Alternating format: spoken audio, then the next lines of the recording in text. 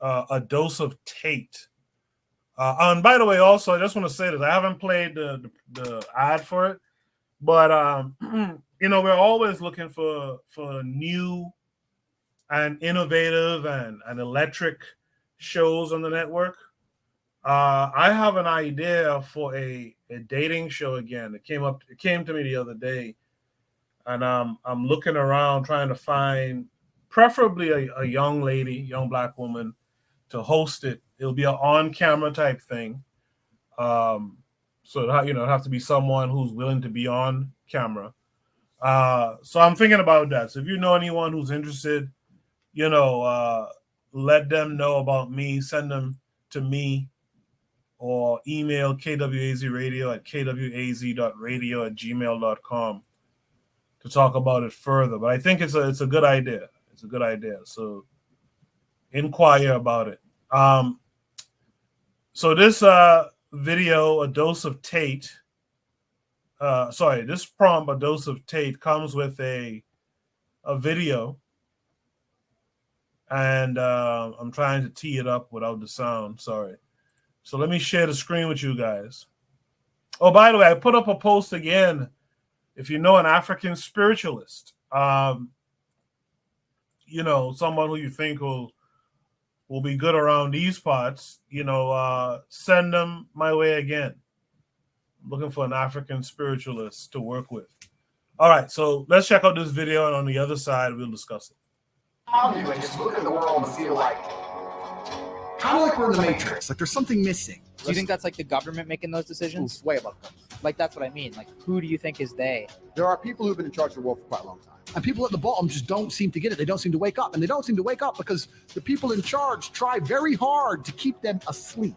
You're constantly distracted by everything. You are done.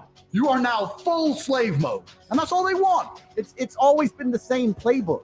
It's absolutely incredible that people are not awake enough to see what's fucking happening. I struggle to sleep at night. Like, literally, what's happening is fucking crazy. A lot of people out here, it still amazes me, they believe the government care about them. What the government wants is slaves. Slavery's not gone anywhere, right? So the old school idea of slavery, let's talk about slavery. A government would get slaves, make them work for free, and build things. That's slavery. So they've stopped doing that now. So what do now? They get people, make them build things for money, but the government print all the money. So if a government can create as much as they want of something from thin air, and you'll give up your life for this thing they can create from thin air as much as they want, you are still their slave. That's it. You used to be a slave and you'd work all day, and at the end you got food in the house. Now you work all day, you get money, and you spend all your money on a food and a house. Like, slavery is still here, my friends. Nothing's changed, right? Nothing's changed. And what they want is they want slaves. They want slaves who are going to comply and pay their taxes. And whatever kind of indoctrination or societal programming they can instill inside of people to keep them doing that, they're going to do. Anything it takes to stop people waking up and realizing, whoa, the government's fucking me here. Let's forget Corona. Let's forget locking us all in our houses and taking our business away. I'm paying how much tax? What? They're helping me how much? If you actually wake up and look around you, you realize you're being destroyed in real time. The idea that government cares about them is a lie. The government is never going to tell you anything that's going to wake you up. The government's going to teach you things that are going to make you subservient and compliant. They're going to tell you all this crap about identifying as a panda and all this other shit is not an accident. When they can convince the average person on the street to pretend that some other person is a panda because they said so, you are fully in the slave mindset. Every single one of us, to some degree, is an empty vessel. We're all programmed. There's no such thing as escaping the slave mind.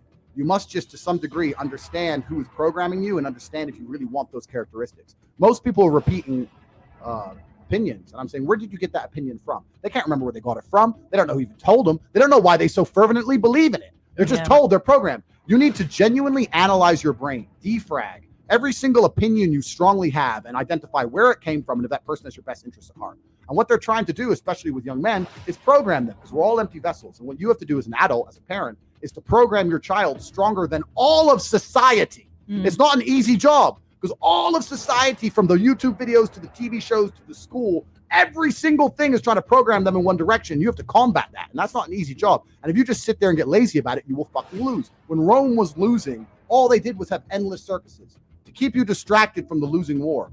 The world we live in today, they try very hard to prevent you from creating your reality. You're constantly distracted by everything, and it's hard to focus on nearly anything.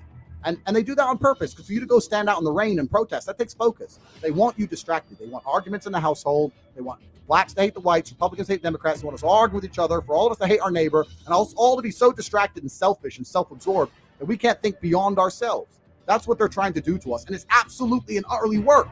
There's very few of these people, and look what they've fucking done to the entire world. It's absolutely insane. And you're existing inside of a system which is deliberately rigged to make the rich richer and for the poor to stay poor. And you can sit there and get upset about it. You can sit there and cry about it and say the system needs to change, which is what some people do. But I know that's a waste of time, right? That's futile. The best thing to do is to understand the rules of the game and find a way to win. So yes, the game is rigged. Yes, the rich are always going to get richer. Yes, the poor are always going to struggle. And that's the way the game is set up. So you still need to find the best move on the chessboard. There's no point sitting there saying, I want to play a different game, because that's never going to happen. I was having a conversation with someone the other day. They were talking about Joe Biden and his relief checks. He gave out $1,400 to all the people in America because of Corona. They say, don't you think he's good that he's helping the poor? I said, you think that helps the poor? Let's talk about this. You give 100 people a $1,400 check, right? Everyone understands you can't just leave it in the bank forever because of inflation. The value goes down, because what happens when they print trillions of dollars from the sky? The dollar becomes less valuable. And now we're living in a world right now where inflation's getting out of control, especially in America, right? In the last year, inflation's up like 6-7%. So no poor person is going to take that money and just leave it in the bank. They're going to either spend it or invest it. Let's say there's 100 poor people and 100 poor people spend their money. What do they spend it with? Businesses. Who owns businesses? Rich people. Amazon, their stock price went up 30%. Why? Because people were getting stimulus checks and spending it on Amazon. It all went to the rich guy. And then they go, oh yeah, but what about they invest it? Invest it where? Invest it in the stock market? That increases the stock price. Who owns the company? Rich people. You've made them richer. What if you and all your poor friends, 20 poor friends, it'd be more than 20, 200 poor friends, put all your money in together and bought one house between you? That still takes one house off the market and raises the property value of that area. Who already owns those expensive houses? Rich people. You can't stop making the rich richer. You cannot stop it. People inside the matrix don't understand what's happening. And they're going to sit there and go, but the government cares about me. You gave me $1,400. The government doesn't give a shit about you. The government is looking after its friends. The government gave all the slaves a little bit of pocket money so they can send it all to the rich guys. It's all a scam. Even when I was going to school and they're sitting there going, you're not going to get a good job if you don't get good grades, I was the one sitting there going, you're a liar. Shut up. I just knew the teacher was lying. I knew school was bullshit. I knew college was bullshit. I knew university was a lie. I always knew it was a trick and a con. I didn't truly understand things to the level I understand them now. But I had an intrinsic understanding, and I think everybody does. If you're at a gas station and it's 3 a.m. and a Lambo pulls up and a guy gets out of it, you're thinking criminal, drug dealer, gangster. Yeah. You're not thinking, he has a uni degree. Because you're not going to think that. So when you see money, people don't even associate the money they see with university. But then they go, I want to make money, so I go to university. It doesn't make sense. So school's a scam. And it's the biggest scam on earth. The reason it's a scam is because it operates in a vacuum. It operates in a vacuum because it cannot be fairly compared to any other service. So you can get a loan for school, but you can't use that money for anything else. Because if they were to open it up and put the school, the education system, into the fair market of capitalism, it would fail. If I were to give you $100,000 and say you can get a degree, or you can buy a crypto, or you can start your own business, or you can do anything you want with it, who's going to choose a degree? Nobody. So they say you can only get the money if you use it for education, which allows it to operate inside of a vacuum. Because it operates inside of a vacuum, it is one of the few things on the planet which is allowed to be non-competitive. It's not competitive against any other investment. Everyone knows that. But you can only get the money for that. So you can't get the money to invest in anything else. So you end up doing it, learning something that is outdated, slow to learn. There's more, it doubly inflates. There's more degrees every single year, meaning the value of a degree decreases. And the price goes up every single year. So it's worth less each year. It costs more year on year. There's no other industry where you can even get away with that. You get wrecked, except for the educational system. I think everybody knows that the system and the path they lay out for you is not a path that's going to lead to where you want to be.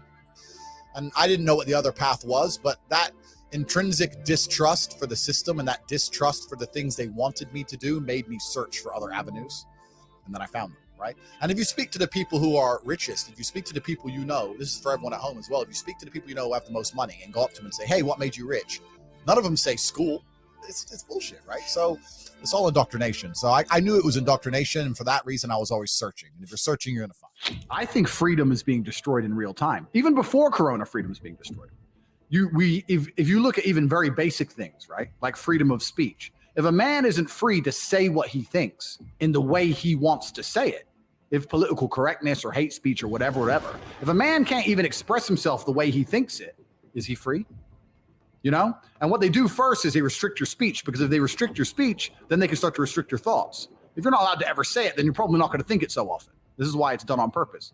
So I don't think that society is very free at all. And I think that in regards to keeping our employment, keeping our money coming in, making sure we don't lose our social medias, every single person has to censor themselves to some degree. And I try very, very best to skirt that line, you know, as far as possible. So I feel free. Freedom is the ability to scream when you want to scream, be angry when you want to be angry, smile when you want to smile, say what you want, do what you want. And that's a very, very rare commodity in the modern world. That's extremely rare. Once you escape the matrix and you try and find a way to get your wealth outside of the system, then you can exist geographically anywhere. And once you can do that, then laws don't really apply to you. If they made a law in the UK I was unhappy with, I'd just leave. And if they made a law in Romania where I live I'm unhappy with, I would just leave. I don't have to be a law breaker. I don't have to be a criminal. I'll just go somewhere else, right? It's like in chess, they say good moves come from good positions. It's true. You can't find a good move from a terrible position, right? If you're sitting at home with no money, it's hard to invest in Bitcoin at $1. Doesn't matter what it goes to, right? You got to be in a good position to take advantage of things. So you've always got to be in a position where you have a good network, you have good information, you have some kind of liquid money, you have the ability to survive without that money. You can take a risk. Like, it's hard to set yourself up. I'm in a position now where I'm in the NBA. I'm an NBA player. I can never go broke again. So it doesn't matter, right? Once you're in the NBA, I can throw $1 million at something. It doesn't matter if it works or not. So for me, it doesn't make a difference. And that's why it's so much easier. They always say the first million is the hardest, and they're completely right. Once you get to a certain point, you can gamble to it, right? You know what's amazing? Now I have money. Lots of people always ask me, how do I get rich? And I say, when's the last time you talked about money? When's the last time you sat down with your friends and refused to talk about anything else but how to make money? How are you making money? How are you making money? How am I making money? How can we make money together? How's that guy making money? How's that coffee shop there making money? Is that coffee shop making money? I don't know. Do they sell cake? No. Why don't they sell cake? Everyone in here is a businessman. If they had a cute young waitress, a girl, instead of a guy, they'd probably sell more coffee. Like, no one analyzes anything. They just want to get rich, right? I want to be rich, but they have no plan to get rich. And a hope and a plan are very different things. I explain this to people all the time. Everyone has a dream, but no one has a plan. And nothing good is going to happen on accident, right? I didn't become world champion on accident. I didn't wake up and someone go, how'd you become world champion? And I went, oops. You have to plan for it. So I said to Tristan, we need to discuss money. We need to plan this, and we need to work out a way we can get rich. And that's when I started analyzing and understanding banks and the credit system and the money system, how the world actually works. And then I got really pissed off because I realized that money isn't real and it's all a scam. And the banks are destroying us in real time with inflation. And I still don't have any. And I also very, very much understood that as soon as you stop pushing forward, as soon as you go stagnant, you're dying, right? As soon as you stay in one place, you're slowly on the way down. I was under enormous pressure. I didn't think, I have plenty of money now. It was the complete opposite. I wanted to work harder, more hours. I found the tap. Bro, if there was a golden tap that unlimited money, and you had buckets, and you took one bucket of money, would you just take that bucket, or would you run back and get another bucket and run back and run? I couldn't stop. I couldn't sleep. I'd wake up to go piss at 3 a.m, take a piss. And by the time I finished pissing, I'd be like, I've slept 3 hours. That's enough. And wake the chicks up and put them back online. I couldn't get out of my brain because I saw that I'd replaced fighting, which I loved, with this. And this was my chance to escape the matrix. Bro, this has been inside of me since as early as I can remember. I remember walking to sixth form college. I was 16 or 17 with my 4 friends, and a Ferrari burnt past us. I said to my boys, I was like, man, how'd that guy get that car? And they're like, don't know. I was like, doesn't that annoy you? Like, why would it annoy me? Because we're going to school. Our parents are on council estates. Like, we're trying to scrape 20 pounds a week to eat. This dude has 400 grand for a car. Doesn't that aggravate you? Doesn't that show you that there's something about the world you do not understand? That you're missing something? And they're all like, not really. I was never that guy. I was pissed off for weeks because I saw some dude in his Ferrari. Do you understand? I was like, no, I have to. So now when I push my Ferrari, I'm like, this is the full circle. This is the universe giving me what I've always been manifesting. Man, I can tell you stories now that even sound stupid to me. I went to Deauville, France to fight for a world title. And I was sitting there and the promoter hadn't turned up yet. And I ordered 2 Walters, 2 Perrier.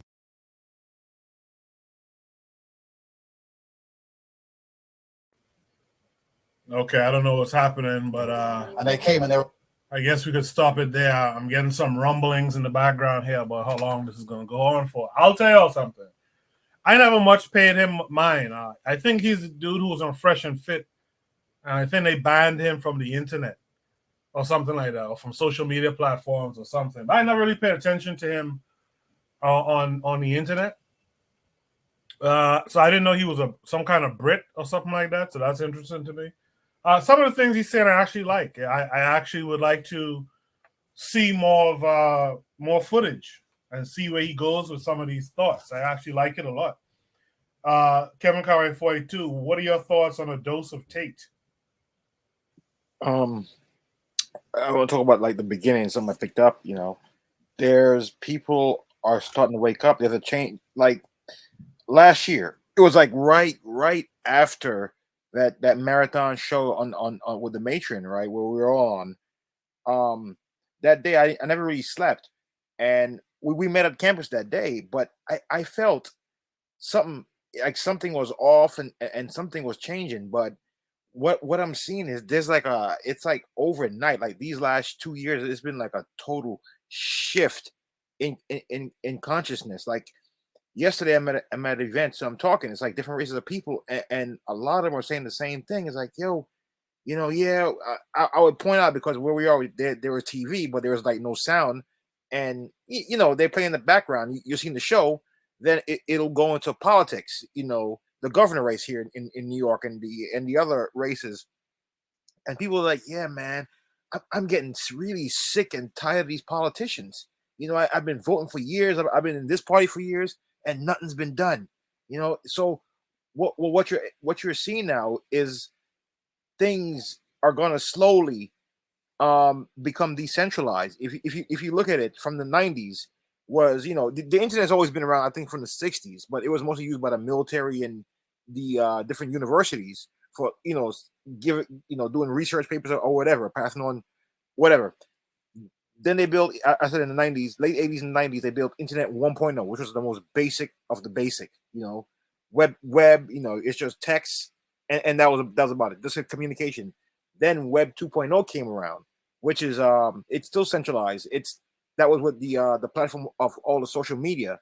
Now we're shifting. Now people, after 2008, that was another big crisis right there. The liquidity crisis, where people got caught off guard because they were saying, I think Lehman Brothers were keeping 2 books, one public, one private, and I won't go into it. Y'all know what happened, but when that happened, people just really, that doesn't matter on what spectrum of politics, they really stopped. It was a shift to stop really trusting the government and what these corporations were saying.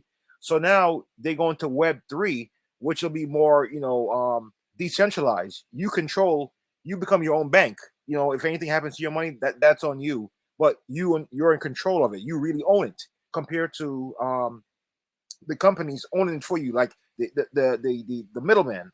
But to what he was saying though about that part is, people are waking up. They're like, we don't want to deal with this anymore. It's got to be a new day, or we're gonna always be slaves to the system. And but that's what I gotta say about. I'll move on from here. I'm on the rant. Yeah, sum up. A Dose of Tate. What are your feelings about what you saw? I like Andrew Tate. I don't think Andrew Tate did anything wrong per se. I think, of course, I don't agree with everything he said, but I think in terms of waking people up, him having that type of wealth that he has and being able to admit that, there is something wrong with the system and that there are things that are happening, I think that's an excellent thing. And a lot of people don't give him his credit for that, because he could easily have made his money and kept his mouth shut, like so many others.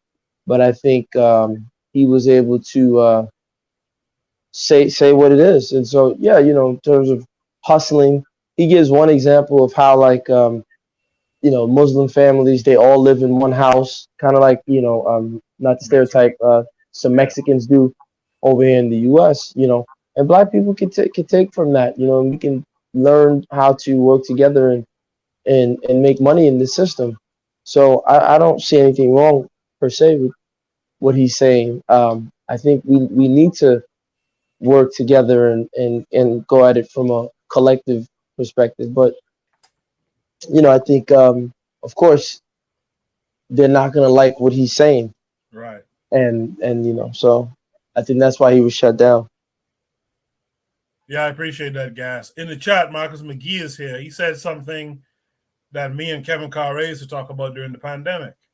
He said COVID slowed everything down and gave us a chance to think. And I think that's an important point. I always said during the pandemic, if you didn't take that time, because I experienced it, right? Just days of just being inside and just kind of being in your thoughts and all that kind of stuff, because it was like, there was nothing to really indulge in on television, all that stuff. You had time to think, man.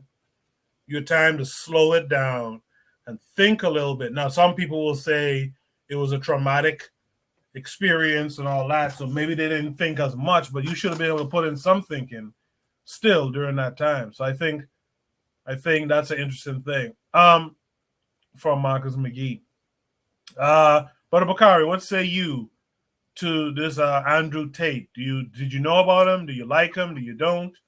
What do you I see in the clip? I had never heard of him. He said some stuff that sounded good that I agree with, but he say money is fake and everybody helping rich. But when he made some money, he used that fake money to go buy his first Ferrari, Right. uh, which don't make sense. Which to me, like that's kind of like put a damper on what the hell he's saying. But he he said it. He made his money from. I guess he was fighting MMA, UFC. I don't know. I never heard of the guy. I have no idea who he is, what he. But when they talk about politicians and they talking about they want to keep black and white mad at one another. Shit, I don't understand how that ain't damn natural anyway. They don't want to keep motherfuckers mad. If you've been in a historical war with somebody for 5,000 years, them and the Arab shit, that's just a natural fact, right? But Right. it's they want to keep Republicans and Democrats mad with one another, right? So back to the black and white, this politics thing go together. Like they had the election here, and people telling folks to vote for. You got the black people that jumped on the Donald Trump bandwagon, so they telling people to follow the Donald Trump clone, the most useful idiot for white people in history, I believe, Herschel Walker. And I say, why? They have no reason why. They just say vote for him. Yeah, the reason is Democrats ain't done nothing, right? And so for me, what keep them arguing and what keep people going back and forth, right? I'm not a huge fan of Warnock either, but I give Warnock credit for what he did when he wrote the plan for farmers. He rewrote Cory Booker's plan. Cory Booker plan said for black farmers. He had to rewrite it so they could get money. He said he made it for the African American farmers that had money stole from them and land, and farmers of color, minority farmers, and all that. But what he did was everybody, because black people normally wait for the scraps.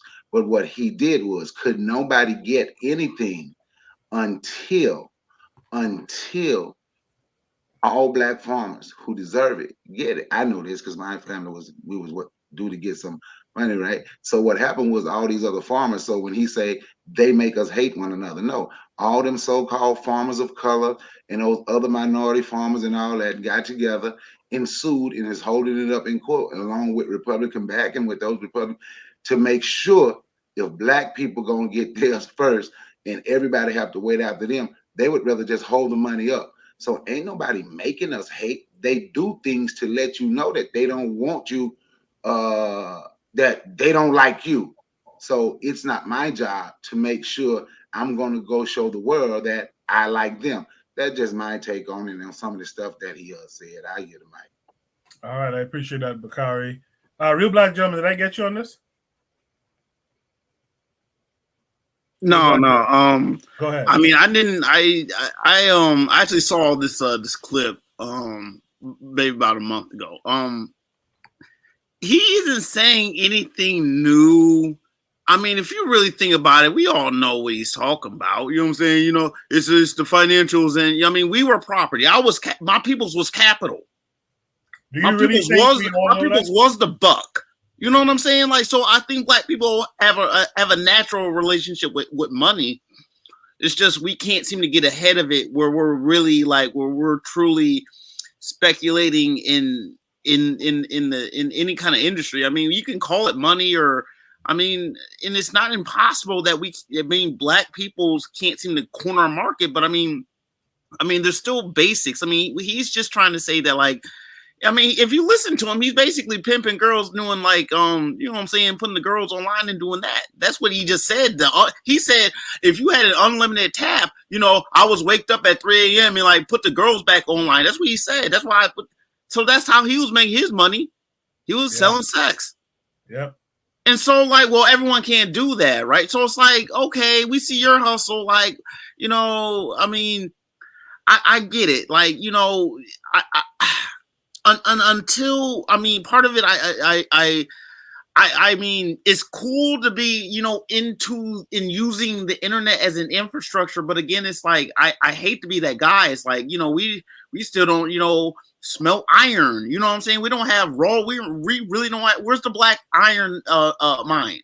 Someone please tell me where there is one in America. Where it's like we're actually out here with raw materials, like, you know what I'm saying, in bulk. I mean, I understand that black people, you know, our percentages of industries is like sub 1% of stuff. But I mean, it's difficult to try to say that we'll leapfrog and use, you know, the internet to do things. If we were to do so, it's not we have to have, it has to be multi-generational, and that involves organization. That involves our people basically corralling our people. I mean, I'll say this.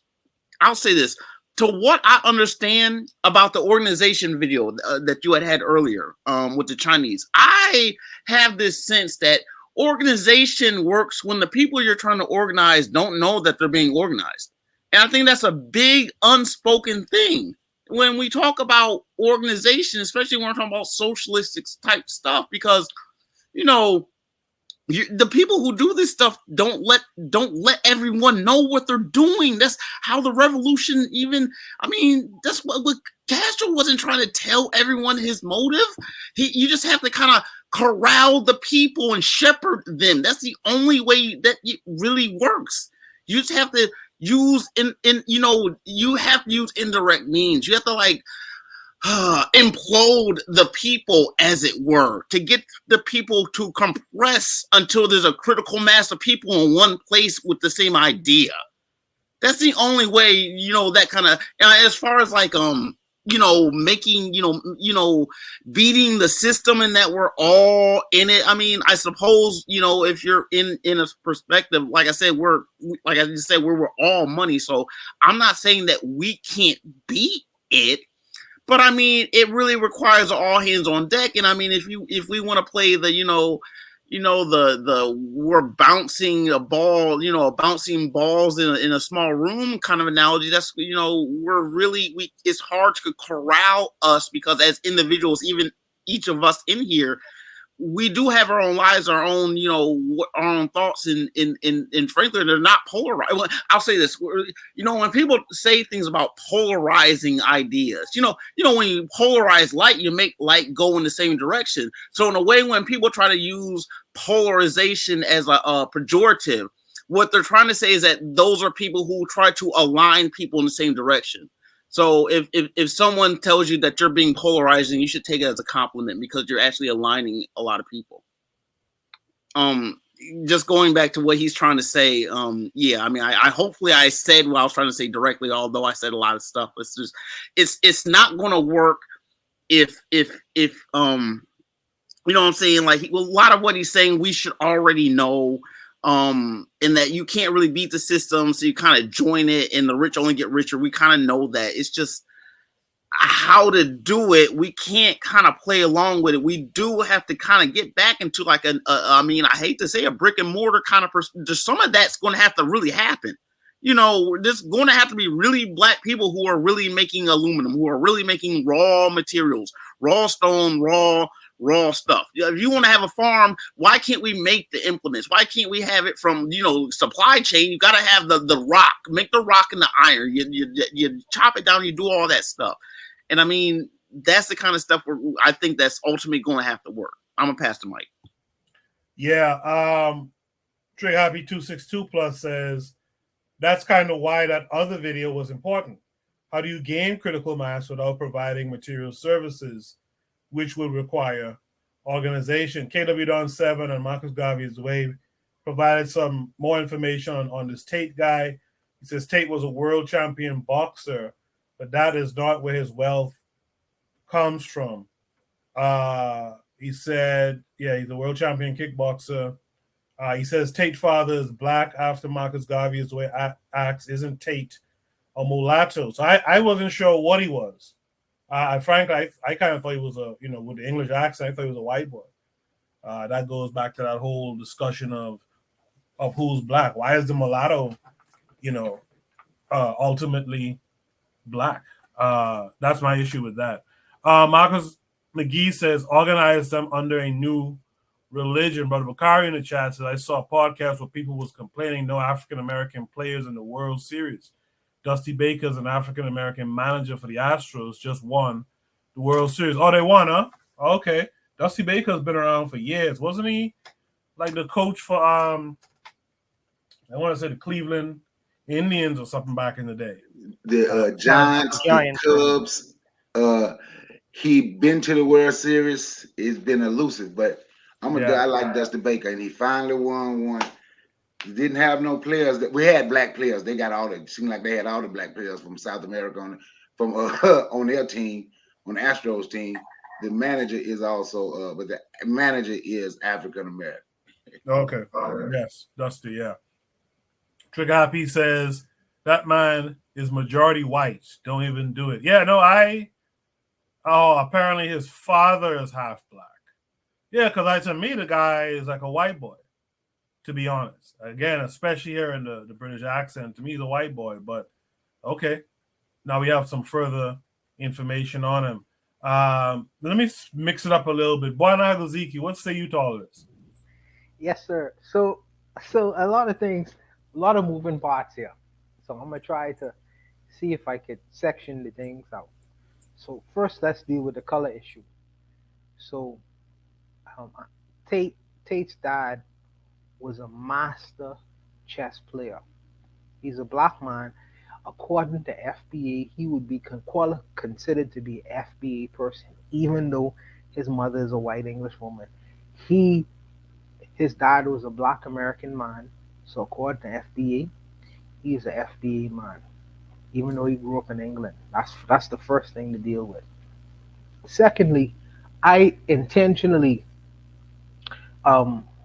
chose this prompt in thinking about two people, thinking about Gas and thinking about Kev. They free thinkers.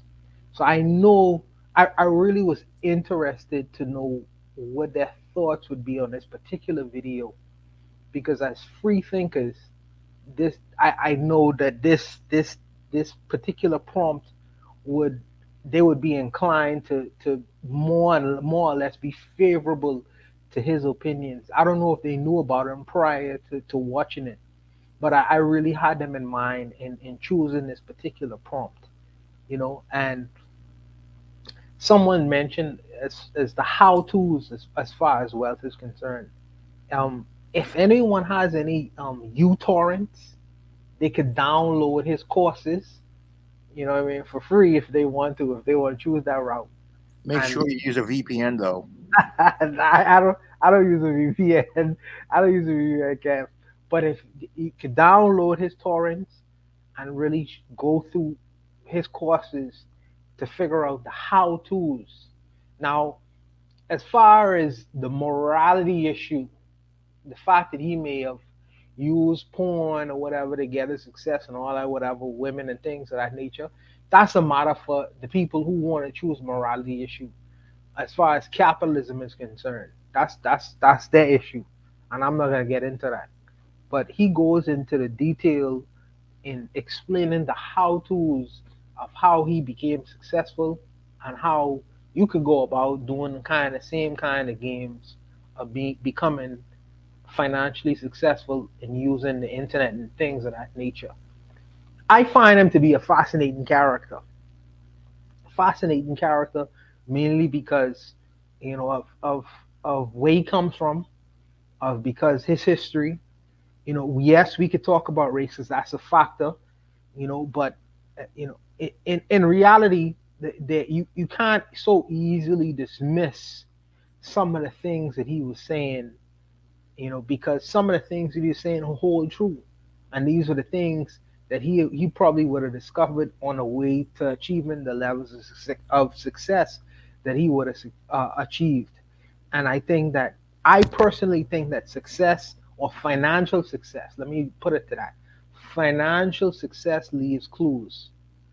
And some of these people create narratives where they create a script, to go off of where you could possibly achieve the same kinds of measures, whether you want to or not. Whether you want to, if you want to play in that arena or realm or not, you know. And I think that he has many things to say. And I watched the system. I watched the system very carefully. When the system doesn't want you to know certain things, they tend to castigate you. They don't want you on media. They don't want you to become popular. They don't want certain information exposed about the how tos are going to achieve the things that they achieved. They want you to follow the matrix, to fall in line.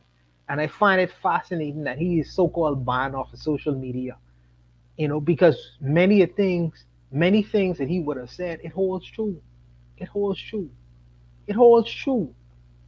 It holds true. So, I think that is for us to scrutinize and sift through the truth and the falsehood. In the Caribbean, we say, eat the meat and spit out the bones. Now, that's where I stand on Andrew Tate. But I leave it to the listeners, and I leave it to the panelists, and I leave it to the audience to decide or decipher whether what he was saying was true or not true.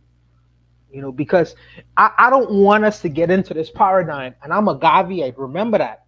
I don't want us to get into this paradigm of, irrespective of where we hear truth from whoever it comes from.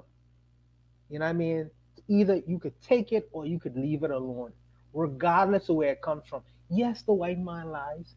Yes, the black man lies. Of course they do. Of course they do. You know what I mean? But I want us to be objective in our analysis of what we hear and scrutinize, and whether we either can accept it or we can leave it alone. And it's for us to decide whether we want to do that or not. But that's where I stand with Andrew Tate. I'll leave it there. I'll say that I'll echo those last few words you had there. Even Marcus Garvey used to quote different white boy books and stuff. So it's wherever you could get sense from. Take the sense and leave the rest where it is, right? So yeah, I echo those sentiments as well. In the chat, KW7 says Tate, when asked about the race question, he said when two billionaires get together, one white and one black, they don't discuss race. He avoids the question of why there are very few black billionaires globally. Bobby Wright says FBA ADOS kicked Malcolm X out of the club because of his Caribbean African mother. Yeah, that's absolutely correct. With all of that said, with all the comments and whatnot, Tanzan, what are your thoughts on A Dose of Tate? Yeah, that was a very, very big dose of him. I'm used to taking him in small doses, so this was quite overwhelming. I'll just say that. But not because I disagree with a lot of what he says. I think, some of what he says is, it's sensible, it makes sense, and so on. I think that one of the reasons it's hard to listen to him is because of his voice, just like I think it was Marcus Garvey or somebody was talking about Peterson and his commit of voice. Yes, it's very, very hard to listen to, men with a certain type of voice. So, that was my only objection. But if it was like sped up, and I usually listen to it like on twice the play. So, yeah, but when it comes to the economics, I agree with what he's saying. Well, I thought about the whole thing about when Neo was with entering the school, and then the little boy is like, there is no spoon. And but at the same time, what Morpheus taught him was how to manipulate the non-spoon, to create your own spoon. So if it is, you see, that the guy who wanted to leave the system and enjoy the fake steak, for him, he didn't want to stay in the matrix and actually manipulate it. He wanted to go back into it and become manipulated to enjoy the steak, even though, subconsciously or, before that, preconsciously, he knew that it would be fake. He would still enjoy it. But, with the Neo and the spoon is, you know that it's fake, but you're going to still, manipulate it and, control it or influence it or however it is. So, I think, when he says that it's fake, it's not to say that money does not exist or that it's not important or that it's not something that, people should think about. It's just that it can be manipulated like anything else, and that you should be in a position to manipulate or be manipulated. It's like Frank from Always Sunny. He was like, the people who are dupers and the people who are dupees. So you either dupe or you get duped, anyway. But that's a criminal way of looking at it. But I guess, business is for the non-criminal, the legal criminals. Anyway, yeah, but that's not true.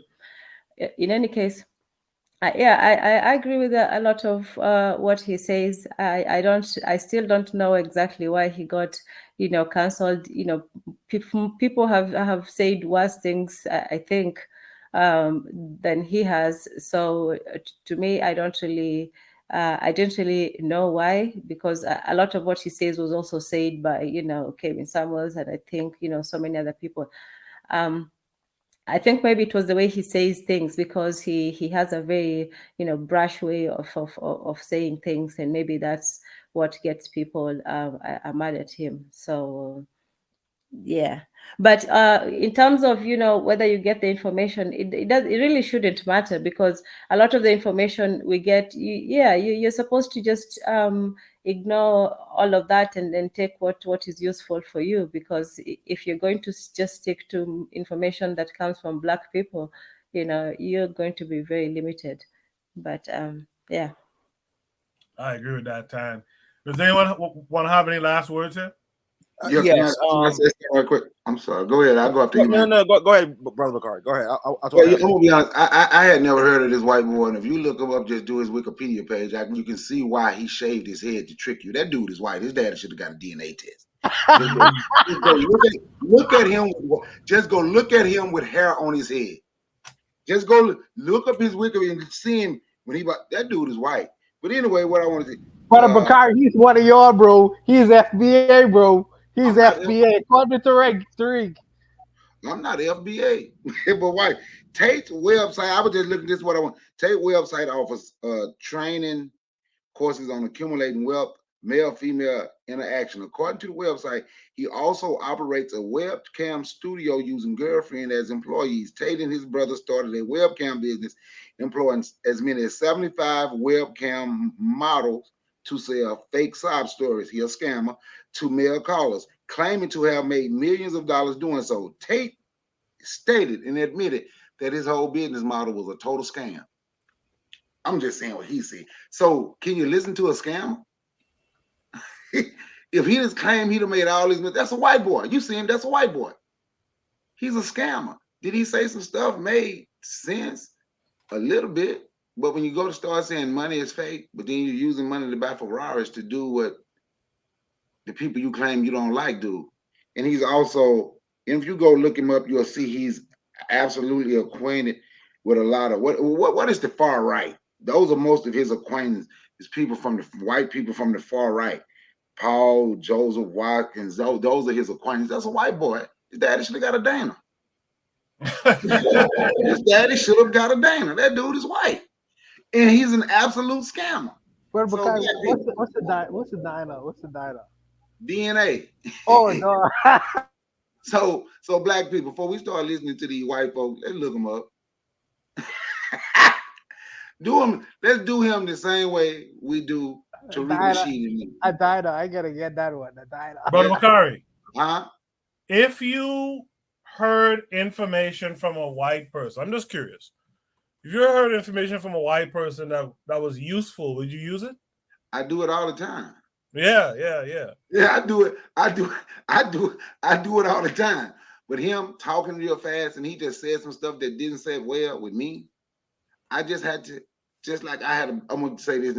I had this dude, so-called conscious dude, you know, these conscious homeless people, they ain't gonna work for white supremacy and all that. And I went to get me something to eat, and he started telling me how fake money is, right? At the same time, he was hungry. So he asked me to buy him a sandwich. He said money is fake and it's useless. I say, so you want me to take my fake money, which is absolutely useless to you, and buy you some food? I said it slow so he could understand. He said, yeah. So I say, is money useless? He said, yeah, money's useless. I like, all right, then, man. I took a bite of my burger, my fry, and took a sip of my tea and walked off because my money is useless. I can't buy you nothing to eat. And so the burger was good in it. The burger was good in it. Yeah, it was good. So when people start saying crazy stuff like that, then you see he turn around and do the same stuff that he complained about. You just got to look into him. Now, can you might be able to listen to five. But Brother Bakari, but money is fake though. Money is not real. Okay, do you have it in your pocket? No, what you have is a representation. Okay, no one has ever seen it. Wait, let me explain it to you. Or let me try in my opinion, right? When we talk about, okay, we're in a system, but no one has ever really seen a dollar. We've seen a piece of paper that the government tells us that we must accept as a dollar, but a dollar is simply a measurement. It's an abstraction, right? The government can stamp Oreo cookies and say that from now on, that's legal tender. You get what I'm saying? So I on that level, yeah, I think they're correct. Money is not real. Now, of course, we're in a system where those, credits and debits and those exchange of goods and services are there, but excuse me, we have to acknowledge how that system came to be, right? And that system came to be through European philosophers. As a matter of fact, Isaac Newton helped stop currency counterfeiting.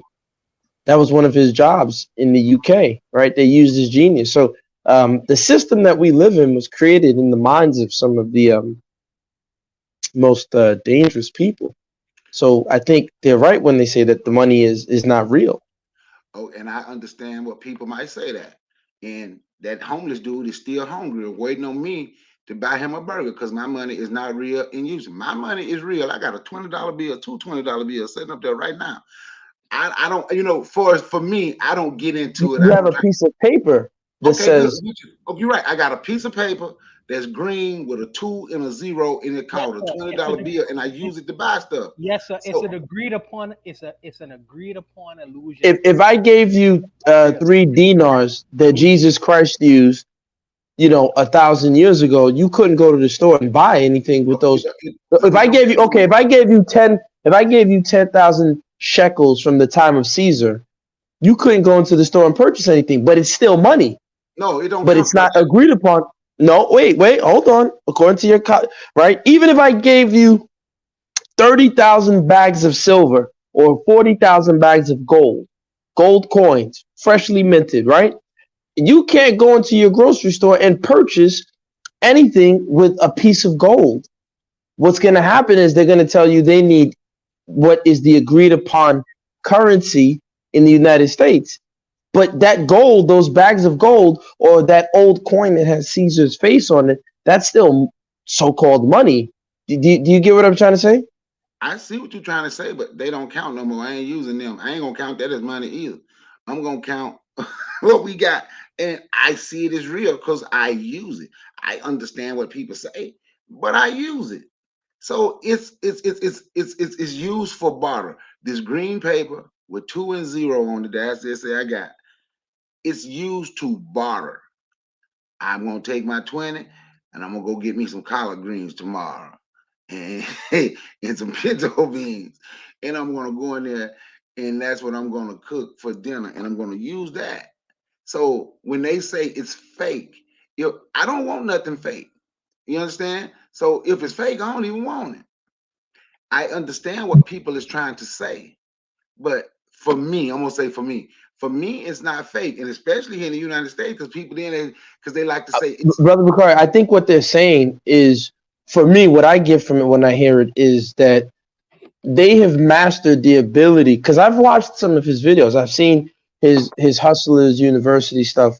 Like for me, look, for example, with knife defense, right? And I'll get back to the point. There's skinheads, white boy Aryan Nation skinheads, who have great examples on how to defend against a knife. These are guys that have been in prison, they've been in knife wars, and they give good information online on how to properly defend yourself from a knife. So I'm not going to take their information, right?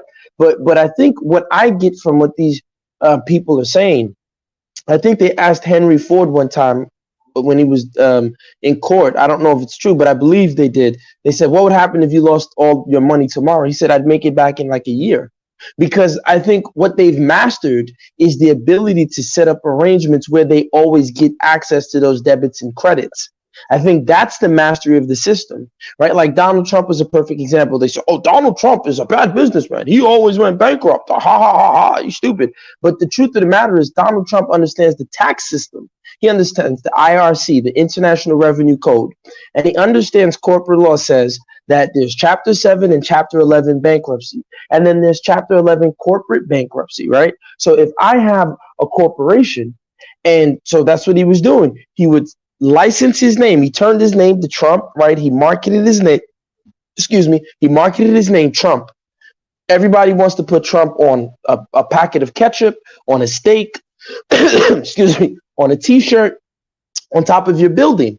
So he comes and he says, hey, Brother Bakari, you have some capital, but people don't know you. They know me. Put up the money for this building. I'll license my name, put Trump Towers. Of course, you own most of it, but you're going to, pay me, let's say 40 million, 60 million, 80 million, 100 million for this $1 billion casino. Now he'll go, maybe he'll get access to more, he'll buy more shares or whatever. He realizes that, oh, okay, the casino's running bad. He'll just tell the creditors, take me to court.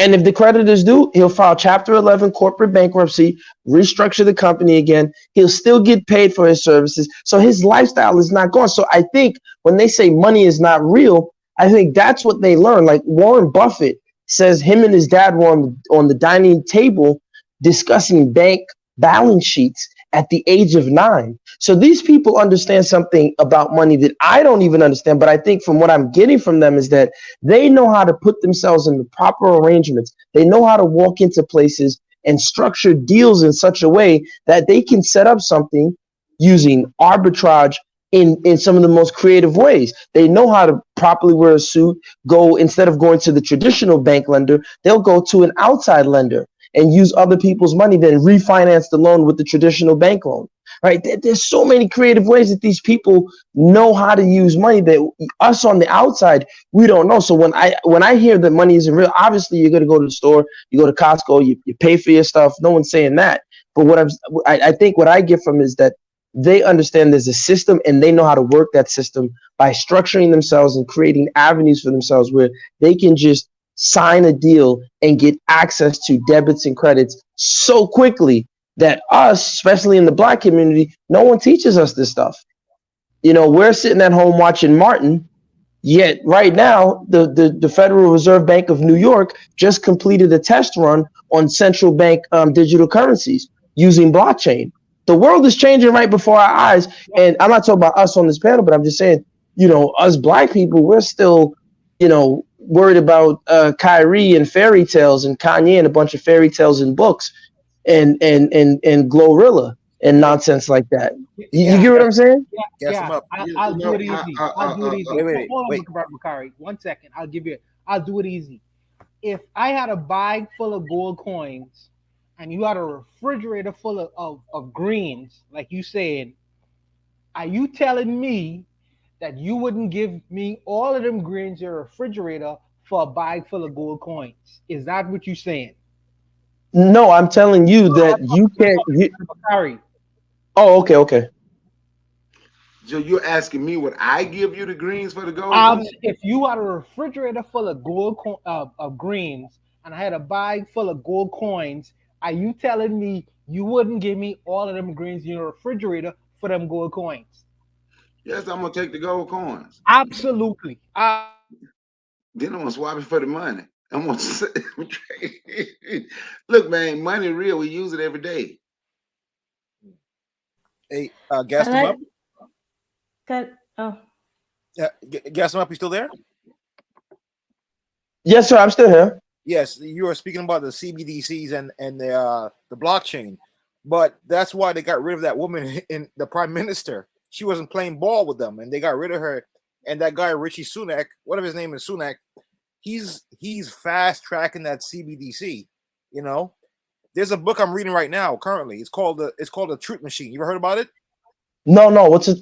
Excuse me. What's it called? It's by a former Wall Street Journal reporter and I think an MIT professor. It's called the Truth Machine. Truth Machine. Yeah, an in-depth, fair, engaging account of wait, the blockchain and the future of everything. They talk about what you're talking about, like the balance sheets, all that stuff. The double ledger. It's a very interesting book. It's like and this is what they're playing with. While we're still reading books by Adam Smith, these guys are already on blockchain. So by the time Pan-African thought or Garveyism catches up to it, we still playing, checkers, and these people are freaking, using bone density earpieces. Like, we gotta let go of these things from the 70s and the 60s, and we gotta catch up, in my opinion. Yeah, they said Swift is dead. It's 49 years old. It's going on 50 years old. That system, like what like Bitcoin is that it's nice and all, but they said that it has no real utility and it's very expensive to use compared to the three X's: XDC, XRP, and XLM. Right? XLM you can buy on Coinbase, but XRP they're currently closing the case right now because the lawyers for XRP Ripple finally got the Hinman email about giving Ethereum a free pass. That's another dead coin too. That's going to be a dead coin in the future. But they were saying that Doge and Shiba Inu, those are shit coins. Excuse my language. They're shit coins because they have no utility. XRP is more a settlement coin. It's not meant for real retail investors like you and I. It's really meant for institutions and government to like I said earlier in the prompt.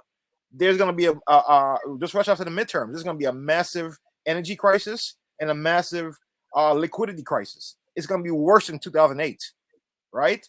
So they were saying that with XRP, it costs a whole lot less. Like someone just on the ledger, there's a public ledger, you can see all the transaction. Someone just sent like a whale said I think $148 million within seconds. The transaction was completed. And it only costs them $9 in XRP because it's a big transaction. Compared to like you try to send them that much amount of money, let's say I try to send that much amount of money to Jamaica, I'll be first of all, the banks would like hit me with a red flag. The other thing is I'll be hit with massive amount of fees. It will take like almost a month to send it. So yeah, you're right, man. The future is here, and no one is paying attention to it. The future is here, but guess what? That still don't mean money fake. That was the whole point. We said all that sound good about the future. No, brother Bakari. I'm not saying money's fake. I'm just an observer. I'm like, listen, man, I gotta jump on, as Koku used to say. Sometimes you gotta hitch your wagon to that horse that's going fast to get to town, and at that point you take it off. I didn't say don't hit your wagon. But I just look at anybody who tell me money fake. I just look at them funny and they steady spending money. It doesn't make sense to me. That don't make no sense to me. Yeah, money is fake, but you're spending money. It doesn't make sense. Do you remember that episode of Jamie Foxx show where the guy was like, "Yeah, don't eat meat and this and that"? He was like protesting all the time, and in the end, he sold himself out he got bought up by the corporation. They were paying him money to eat meat. But yeah, that's it. That's my whole point. Like somebody can't say something fake, right? If we critical of Tariq, we got to be critical of the white boy. When I read it, he admitted that his whole business thing is a scam. According to his first business, it was a total scam. So I got to be critical of him too. That's just me. But I was critical when he said money was fake, and I see you spending money, and then all the people you complain about, you trying to do everything that they do. They had a Ferrari, making it rich, rich. So I had to go get my first Ferrari, and I'm making it rich, rich. You understand what I'm saying? It's just he said a couple things that made sense. That's just to me. Listen, take it. I look at it as a scam. What someone said it too. Think about it. This is like doublespeak, or think about it in reverse. Like money is fake. Send me I'll take hold of your money. Just give me your money. Go live. Go live. Just send me your money. That's what he's really saying. It's all reverse psychology. All right, let's go to Shooter Breeze topic number 7.